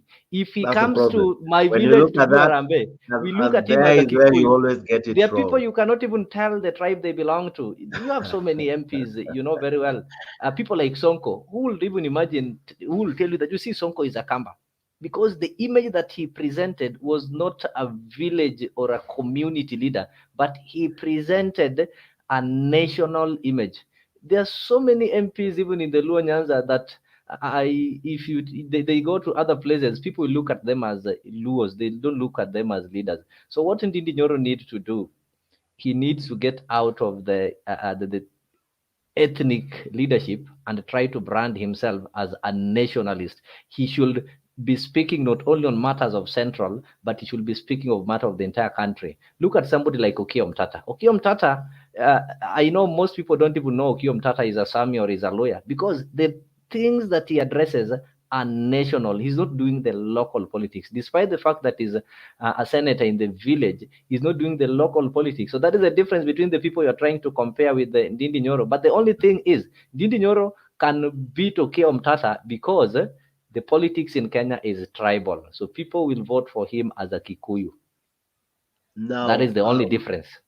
There's some. So if he has the Kikuyu, that is why he's fighting to control. If he has the Kikuyu as his constituency, he can beat even Babu Owino, because Babu Owino doesn't have maybe his community. Sifuna doesn't have lawyer as his constituency. Same to Sakaja. But if you put Sakaja and Babu Owino, no, sorry, and Ndindi Nyoro will beat Sakaja because of the ethnic constituency. That's what I've told you. When you look at it with a lens really not fully blown to look at all angles, you might miss the point.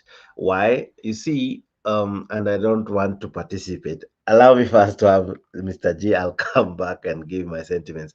But yes, Mr. G, sorry for that. You are to come before me. I ended up even.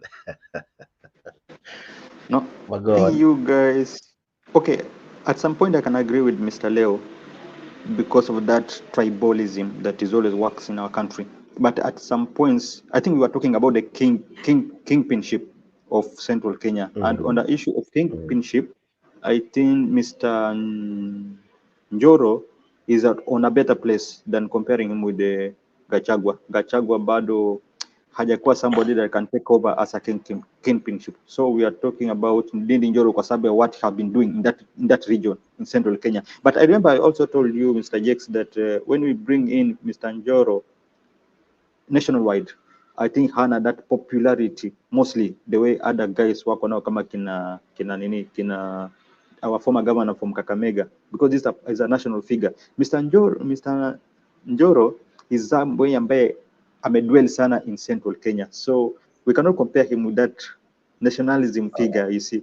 Although I know that you are comparing the followers of Twitter, what and what, but those are just followers. No, Followers just one moment. What I was responding to was this element that he said that Flani, even on social, is not really as popular, but it's not true when you now go what you call fact checking, because facts are very stubborn, as they normally say. And I agree with you. I agree Jex, you with got me you. wrong. Oh, I now get you. Sorry. You just did not get me well. I now get you why you are saying in the social. I was telling you that most of us, we know Ndindi Nyoro because we are on social media and he's famous on social media. But those people who are not on social media don't know him. So I get you. You are right. I agree with you. It is just that maybe you did not get me well. I was not saying that Babu is popular socially. I was telling you, we people who go on social media, we know all these leaders because if he does something, si ataweka pale kwa Facebook, ataweka wapi? Yeah. Lakini leo tuweke cameras kando, tuweke social media kando, pick Ndindi Nyoro, pick ama Sifuna ama pick hata Babu Owino, enda nao pale Turkana randomly, tell me how many people will identify huyu ndo Ndindi Nyoro. That one is when you'll know ule mtu ako na we need a metropolitan figure. Na hiyo ndio kitu tunakosea Kenya, and I advise people want to venture in business, if you want to become a president in this country and maybe ujaanza siasa yako kwa town, at least deal with issues zenye zinaguza mtu moja moja. That is the problem why we have people like James Orengo. I'm sorry to say that people like James Orengo hawezi kuwa president in Kenya. I love what you've said, but when I now look at our past, when you talk of metropolitan, none of our president has come from metropolitan. They have all come from the villages. They have all come from what you may say the backyards. Wrong. Ruto yeah. came from Eldoret North. Eldoret is a town, not a village. He did come. Where did this major contestant Raila started his politics in Nairobi? Kibaki started politics in Nairobi, Bahati constituency. Correct. The only villager was Daniel Moi. Listen, just one moment. The president, he's from Sugoi, right? He was the MP of where? Eldoret North, a town. Eldoret North, correct? Now, not as what you are describing, like Nairobi and all. Raila Odinga was the MP at the heart of Nairobi. Babu Owino, as you want to explain, ako Nairobi. Sifuna, as you want to explain, ako Nairobi. That doesn't define how far you go in as far as kuingia sasa mashinani. Those are two different ball games altogether, because Sifuna tried mashinani, huko aliona kivumbi. Mjini aliwika kiasi, but alionyesha kivumbi mara ya kwanza na Sakaja. This time round maybe hakukuwa na serious opponent. When it comes to Babu Owino, the dynamics is equally different. He hasn't yet to even really inherit from ODM itself, what hata could inherit Nairobi, because one time he wants to lead the party, that didn't happen. You remember the walkout between him and Ledama. He's a leader who is yet to really say he has the backing of ODM and even Raila Odinga in as far as being governor for Nairobi, for example. So, because we saw Raila Odinga the other day endorsing this man from Westlands, the brother to the Speaker of the National Assembly. Now, so you can have what you're describing as popularity or una hit, but how are you hitting? Are you hitting in the right way to kind of grow yourself to the next level, or are you hitting just in ways that you don't really seem to progress? I don't think Babu Owino will be the governor of Nairobi. From where I sit, I don't think so. And probably he might not even go for it. Probably. But people like Ninde Nyoro, I can guarantee it from where I sit that these are guys who have potential of growing beyond their constituencies. But time will really tell. People like Sifuna, I'm not sure if their politics in Western is as strong as is in Nairobi. People like so it depends. Everyone can someone can something can be said about everyone depending with the locality they go. Because Halwale, for example, you cannot say shine in Nairobi, all right. Wamoshomba you cannot say anaweza shine in, kwa sababu kila mtu anawika kwao. That's what we're trying to describe about Nene Nyoro. Kila mtu wika kwao. But eventually, when it comes to national politics, the dynamics are totally different. The dynamics are totally different. And that's why I've asked you, so far we have seen the president delegating, and that's what I've asked you. He has been delegating his duties to Ndende Nyoro, you know, but Raila Odinga has not been delegating duties to Babo Wino. That's a whole. In any case, I would even agree with Mr. G. The difference is one that who Raila come doesn't close have a is duties. Raila is only having private duties as private citizen. How do you delegate your private exactly, duties to but somebody else? To go no, wash no, your no, no, no, car no. or to go sleep in your bedroom? No, Now Dex. that's You a are comparing very two different, incomparable things. Raila is a no, no, no, private no. I citizen. can tell He you so doesn't many have instances. duties to No, delegate. listen, learn to listen. For example, there are so many ways we can say Uhuru Kenyatta has been represented in other functions. We can talk of Kalonzo being represented in other functions.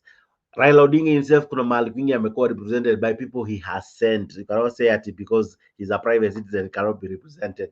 For example, many will tell you that when you see Orengo with someone, you can almost say he's a representative of Raila Odinga.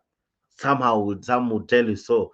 When you see this guy, senator from Ukambani, from Kitui, Wambua, some may tell you he kind of speaks for Kalonzo, and so many people would say ukimwona ametumwa. All right, when you see Jeremiah Kioni, at times he says I've been sent. So you can go on behalf of someone, unaweza akilisha mtu, that means that person has a backing or rather trust you to the level of allowing you kumwakilisha in some places. We have never seen that with Babu Wino. So it's not about being a private citizen or a president or anything.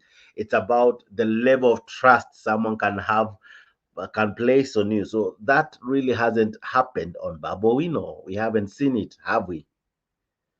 But I agree with you, Dex. On the issue of Babu Wino on my side is more of a joker than a serious guy. In fact, when we compare Babu Wino with Shifuna is more mature than Babu Wino. And that's why most of the time ukiona Sifuna, most of the time ametumwa na baba. But now with this guy, the small guy, I think he's more of a joker. He likes jokes so much. But he still need to grow. Mm-hmm. But maybe Leo has a way. If you study the politics in Africa, what Mm. happens is this: we have different voters. So if you have majority of people you want to vote for you are blind, then you have to pretend that you are blind so that you identify with them.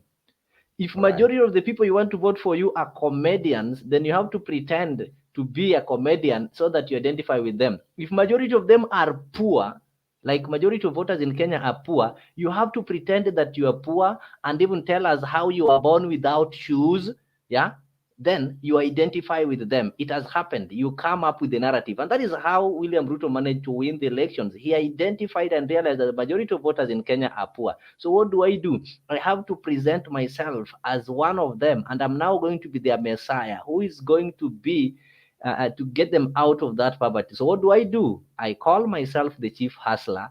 I make them be hustlers. Then we form a movement. If you realize that majority of the voters are jokers, you become a joker. Most of the population that maybe follow Babu, most of them are students, the people who like the TBM and those kind of slogans. So you behave like them, and then it's politics. Then you'll have to win their vote. That is what is happening. People voted Peter Salasya. He was voted by a majority. People voted this Baraza. Baraza would walk barefoot akienda village na kinyasa ananunua mpya, lakini inawekwa kraka, inakatwa hapo nyuma, then inawekwa mashimo so that he can appear to be poor. So the politics in Kenya makes people to take their brains aside, then you replace the political brain based on what you want to achieve. And it is a fact. So if you approach things in a mature way, that is why when Sifuna went to contest in Kandui, his constituency in 2017, he didn't make it at the nomination. Then he came to Nairobi barely 4 weeks to election. He managed to be number 2 with so many votes. Then when he get beat the second time, he won. So if Sifuna can go back to maybe to the rural, the people, you know, in rural, there are some things they don't relate to. So he has to put the village in himself. People like Sudi. For Sudi to be elected, you know, majority of his voters ni wale wenye wako kwa stage nini. So you have to behave like them. So if you want to look at a leader or somebody and maybe gauge them, then gauge them what they do outside politics. But ikikuja hapa kwa siasa, you have to behave like them. Like you, if you want to contest in an area where there are Christians, na wewe unaenda pale unamwambia mimi ni Muislamu, hawatakupigia kura. Be the Christian number 1. Ingia kwa kwaya, imba kama hao. You've seen these leaders wanavaa hadi hizo nguo za Lejo Maria, wanafanya nini? So all these things, this kind of madness are done for politics. So it makes them mad actually. But Mr. Leo, do you know that sometimes party matters? You know, like on the issue of Silasia, it was because of party. Those people, they don't believe in Kenya Kwanza. They don't believe. They did not even believe in huyo anaitwaje Mudavadi and huyo mwingine huyo ambaye ni speaker, the Papa wa Roma. So he got that votes because he went with Azimio. He went with the party of Azimio. You see, look at this girl, the small girl from, was it in Rift Valley? This young girl ambaye alikuwa hata hana kitu yote, alikuwa na kampeni kwa baskeli na boyfriend wake, and then wakati alipata akaruka boyfriend wake. The girl sijana anaitwa nani, nimesahau jina yake. That girl Toto got in because of UDA. You see, so sometimes Toto got in because they publicized how the first time a poor who is going to be the youngest. So watu wengi walikuwa wanampigia, hey, but tuone the youngest. So such kind of madness. But anyway, it is Kenya. It surprises you. All right. Now, just one moment so that Leo next time ajue exactly where Ruto comes from. Ruto comes from Tarbo constituency, which was now former Eldoret, what he called it, what, Eldoret North. And then now Eldoret town is in Eldoret South, not North. It's now, hiyo ndio sasa kina Sudi wanaongelelea huko hizo sides. So William Ruto does not come from a major town, but tunamassociatingi na Uasin Gishu, but it does. So none of our president has come from a major town. The other thing that Ruto started politics in town. When he was a student at the University of Nairobi, he was made the Secretary General of Young Kenyans, the Young Kanu, the YK92. So he got that national appeal. Hata kwenda contest in the village. Look at most of these politicians. Most of them wanasikia alikuwa student leader, they got the national appeal. How did Babu become an MP? Angekuwa student leader in University of Nairobi, make. Look at people like Simba Arati. So this is somebody who did not start as a village salad. Ruto did not start as a village salad. He went to his village when already people knew Ruto. Imagine, do you know who a Secretary General is? Appointed by the president. Bought his Mercedes Benz when he was in second year, and you want to compare that person na ule mtu bado alikuwa anachoma makaa kwa kijiji alafu ndiye akakuja akakuwa mbunge. All right. Wow, guys, tunafaa tumalizie show sasa. We have done 2 hours. We're supposed to do 1.5. But yes. Before we conclude, can we go back to Busia bana? We need to talk about something small, the politics of Busia. Hiyo nani alidiscuss jana, but wacha atuongoze. What happened in Busia bwana leo? Why did people disturb Paul Otuoma akiongea manze? Huyu jamaa anataka kufanya kazi ama nini? No. The politics in Busia, Mr. G comes from Busia. I don't know why he doesn't understand. In Busia, even if you want to win, I can tell you, when the campaigns have started maybe after nomination, I can tell you this person is going to win the gubernatorial seat. And there is a reason why even Otuoma had to come back to ODM. Ojamong took 10 years. You know, in Busia, we are having the lawyers, we are having the Teso, and we are having the Luos. The Manyalas and the Samias are partly Luos and lawyers, so we can always place them. You can either call them Luos or lawyers. And he knows, even if you go to places like Past Matayos, in places like Mundeka, there is a great Luo community over there that extends up to Busia town. So what happens is this: Tesos have got 2 constituencies. Actually, they are having over 150,000 votes. Tesos have got 2 constituencies, the Teso North and the Teso South. And when they are voting, they always vote as a block. And they are the most delicate because they easily vote with their, no, they're related to Kalenjins, yeah? So they can easily vote for Jubilee by that time or for UDA by this time. So it happened when Otuoma wanted to be a governor in 2017, contesting against Ojamong, and that is the tool that Ojamong used. Ojamong knew once he has got Teso North and Teso South, then he convinces ODM and gets the ODM ticket, he will ride on because he's having Teso North and Teso South. Then he will get the ODM votes. ODM votes are the, in Busia we have naturally ODM votes and the Luos who are there, and that is why even Babu Namwamba didn't manage to make it there despite being powerful. He can't make it because once you are not in ODM, there's ODM vote. So now when Otuoma managed to come back, I think now Jamong was not defending the seat. The Tesos actually, they voted for him. And even they did not vote for him as much as they were voting for their own Ojamong. And even Otuoma reminded them that mulinipigia kura mingi, lakini mulipatia baba kura mingi zaidi. So the amount of votes that were given to Raila were more than the ones they gave to Otuoma. So now I think Otuoma, when he went there, he is now taking care of people from his backyard. Let us call them the lawyers. There's so many sub-tribes over there. So the people in Teso are feeling like, huyu jamaa ametuacha. You know, one of their own was in power. And if one of your own is in power, akitengeneza barabara ya kwenda kwake, you will benefit. So they are feeling like zile mfereji Otuoma alikuwa amefungua huko, nani, Ojamong, sasa Otuoma afungui. So that is the case that is going there. So they are really opposing Otuoma, and these things are just tribal based and such kind of politics. That is what is happening in Busia, actually. And now that even the senator, you know, this other side, the lawyers took the senator and the governor. So things are tough over there. Things are tough over there. But Mr. Leo, go and talk to these guys. No, but Mr. Leo, I agree with what you're saying. But now on the issue of Teso and the issue of this the Otuoma, because we see that when the first rally, I think ilianzia Malaba, and in Malaba the guy was heckled. This guy. So you know Malaba, Malaba ni kwa nani? Who resides in Malaba? Si Malaba ni Teso land. Yeah, it's Teso land. But now coming to Busia now, Busia town, whereby everything now happened. Erupted. I wanted us to talk about that situation because for me, I thought that it is because of the policy ambao nana kwa natumia Otuoma was using. This is a guy ambao he was elected on UDA on ODM ticket, but after just being elected, he decided to join Ruto on his policies. Na amekuwa act on the Ruto's policies. That's why we see amekuwa kibomoa vibanda za mama mboga in Busia. That one now is a tool that is now being used today. If Gladys Wanga, maybe some people feel that Gladys Wanga is not doing what they expect her to do, they'll now take advantage of the relationship between Gladys Wanga and the national government and start fighting her. Kwamba wewe ni moli. It is a fact. Gladys Wanga is working close with the national government. There's so many national government projects over there. So now these people from Teso, the war that is there is between the Teso and the Manyalas. It is a lawyer Teso issue.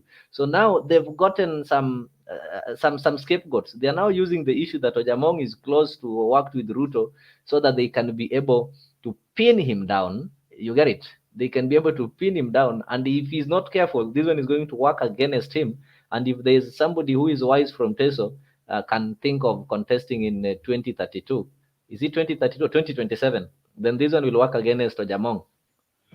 You know, what I'm trying to say, Mr. Jakes and Mr. Leo, is that on this issue, to me, on my side, I think it is the same Otuoma who created the disturbance in Busia, because after being heckled in Malaba and the Teso land, I think he wanted to remove that, what you call it, he wanted to remove that shame ambayo inge happen Yeah, for his it homeland, happens. because that is the It townland. is not only Otuoma. This is what all these governors are doing. Go to Migori. Ochila Yako is having his group whereby ukipinga governor, they'll deal with you.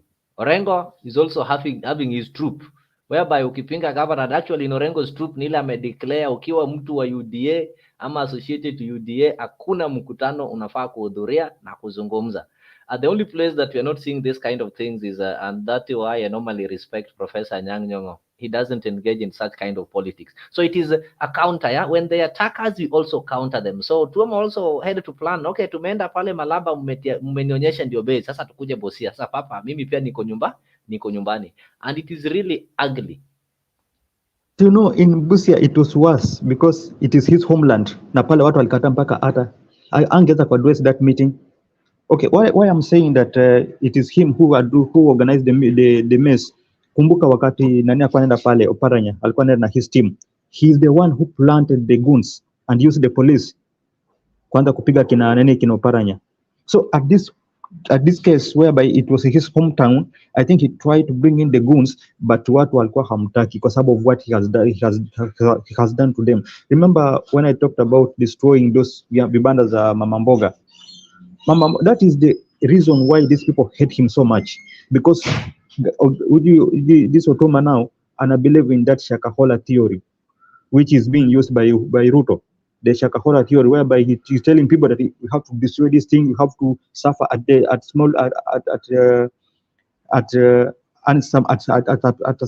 a point, and then in the future tutaweza rejoice. This is what he's believing in. Now I may destroy a lot of businesses, these small businesses in Busia, and that's why people wamemkataa. In Busia he was not able even to address that meeting because no one want to listen to him, and this thing started way back from Malaba.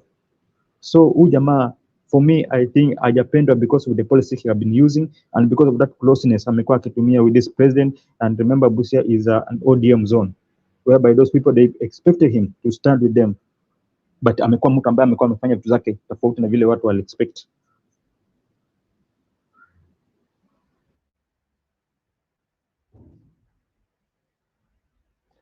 All right, fantastic. Now, ladies and gentlemen, thank you so much. Asante sana. This has been the morning show.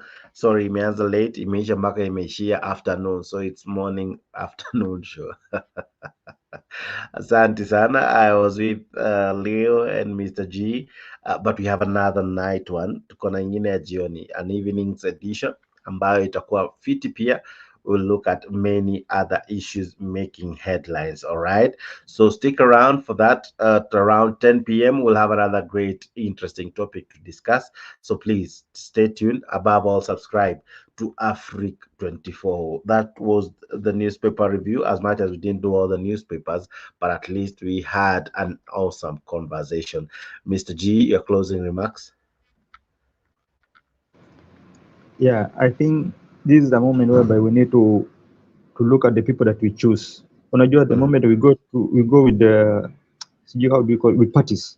Sometimes tunakosea because when we go with parties, that's where we choose people that even they will never stand for us. Look at what is happening sahi kwa kina Silasia.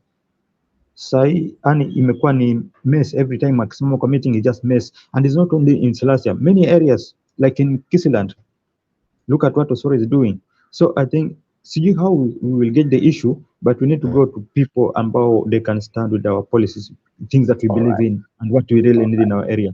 Tusiende tu because somebody is on our party, we don't want to look at his ideology and everything that he stands for. Tunamchukua tu kwa sababu of the party. We are getting wrong. Okay. All right. Thank you very much. We'll have this and more conversation in the evening, so please stay tuned for that and more.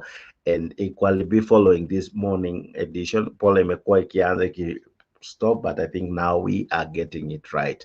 Asante sana. Thank you for being part of this show. As usual, I'm your host, Jex, the moderator. To the commentators, to those who followed us live, asante sana. To those who will watch after this, this is Afric 24.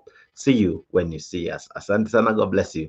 Have a fantastic, fantastic, fantastic day and night and morning, whatever time it is.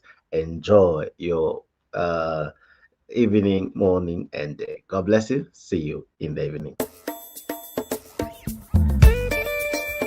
Tunasonga mbele watu wote wa Jamhuri Kenya yetu. Tunasonga mbele watu wote wa Jamhuri Kenya yetu. Haya sisi sote wananchi tushangilie. Eko Jamhuri, eko Jamhuri, sote eko Jamhuri Kenya yetu yaenda mbele.